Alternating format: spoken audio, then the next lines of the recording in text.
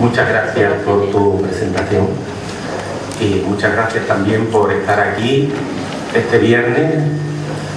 Para mí es una satisfacción compartir con vosotros esta noche hablando sobre un tema que me ha propuesto el Ateneo Cultural Andaluz de Jerez hacia el tercer espacio andaluz, que en principio parece que es más bien un tema de astrofísica que de política, pero se refiere fundamentalmente a realizar algunas reflexiones sobre si es posible, si es necesario la construcción de una alternativa generada desde Andalucía al bipartidismo existente.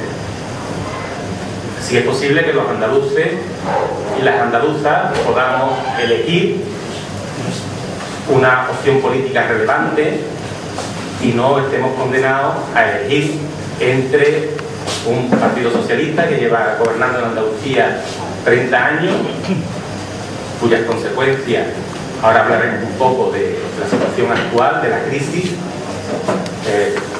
desde luego no son halagüeñas, y que estemos condenados a que la alternativa tenga que ser la derecha. A esto se refiere la reflexión sobre si es posible generar una tercera alternativa. Posiblemente, si no estuviéramos en la situación en la que nos encontramos, en esta terrible crisis que estamos viviendo, sería muy difícil hablar de cambios sustanciales. Pero, precisamente, en esta época de cambio por la que atravesamos, desde luego durísima, pero que al mismo tiempo también puede abrir esperanza para cambiar la situación actual. Sin ninguna pretensión de profundizar en estos temas un tanto de contexto que son desde luego bastante complejos, sí me gustaría al menos señalar como una primera parte de mi intervención cuáles son esos elementos que explican, que hacen posible que la situación pueda cambiar.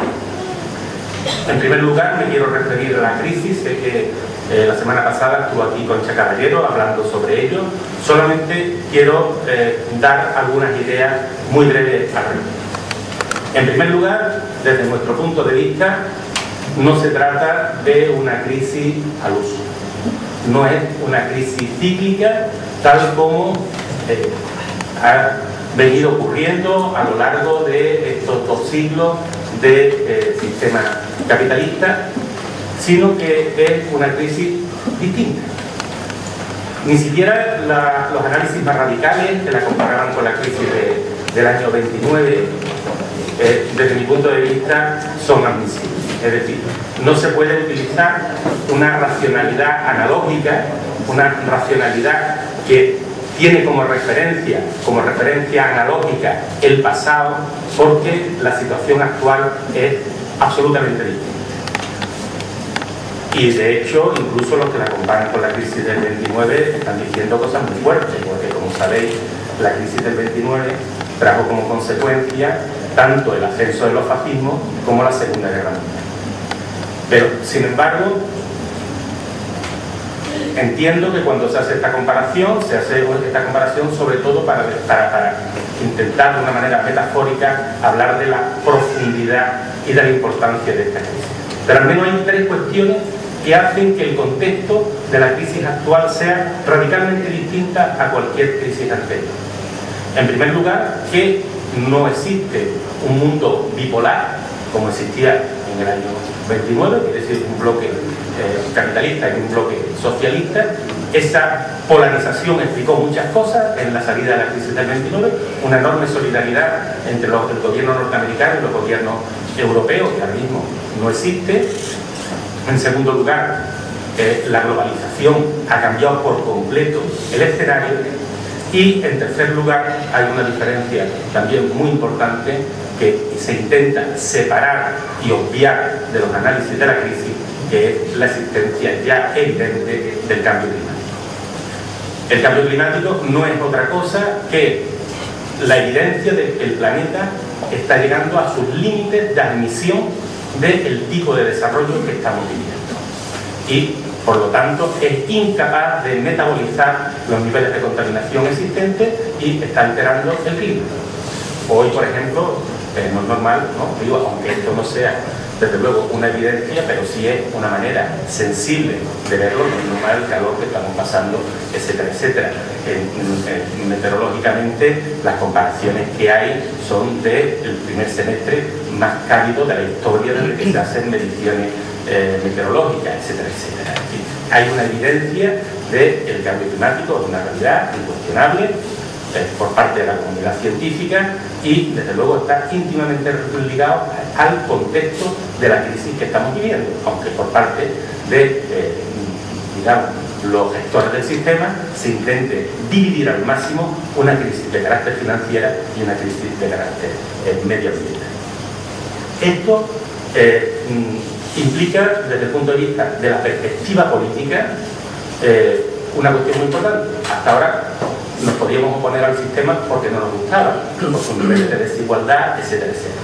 Ahora mismo hay un elemento nuevo que no ha existido nunca hasta ahora, que es que el sistema no solamente es injusto, no solamente conlleva desigualdad, sino sobre todo es inviable.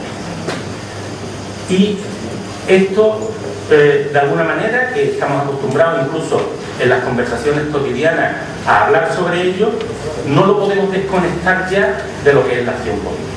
Es decir, no puede haber una acción política de puramente gestión de lo banal y al mismo tiempo y de manera esquizofrénica una preocupación por lo que está ocurriendo en el mundo. Es decir, la política tiene que conectar esta realidad. Al mismo tiempo, precisamente, esta anomalía tan importante conlleva la ruptura del consenso profundo sobre el cual han venido existiendo los sistemas durante los 2 últimos siglos. Ha habido un consenso profundo sobre que el crecimiento era bueno en sí mismo. Incluso los teóricos del capitalismo y los teóricos del socialismo, a pesar del enfrentamiento durante todo el siglo XX, sin embargo, compartían la ilusión de la bondad de un crecimiento ilimitado. Hoy día también es evidente, aunque no se haya trasladado todavía sus consecuencias ni a la ciencia económica ni a la acción política, sabemos que el crecimiento ilimitado es imposible, porque estamos en un planeta con unos límites en cuanto a sus recursos y en cuanto a su capacidad de asimilación de la contaminación, y desde luego no es posible que el crecimiento sea ilimitado, no es posible. Y por lo tanto se rompe en estos momentos. Esta crisis implica la ruptura del consenso sobre el cual ha estado funcionando el sistema. El sistema estaba funcionando, sobre todo después de la Segunda Guerra Mundial, sobre una división de papeles. Había un pacto entre lo que era la socialdemocracia y lo que eran los liberales conservadores, en los cuales, desde el punto de vista de la ciencia de la política, se llamaba el ciclo electoral. Unos ponían más el énfasis en el crecimiento y la socialdemocracia ponía más el énfasis en la distribución. Pero al final había un vector que era un vector de consenso sobre el sistema. Esa historia profunda es la que en estos momentos se ha roto y cuyas consecuencias, desde luego, creo que son bastante incalculables en estos momentos.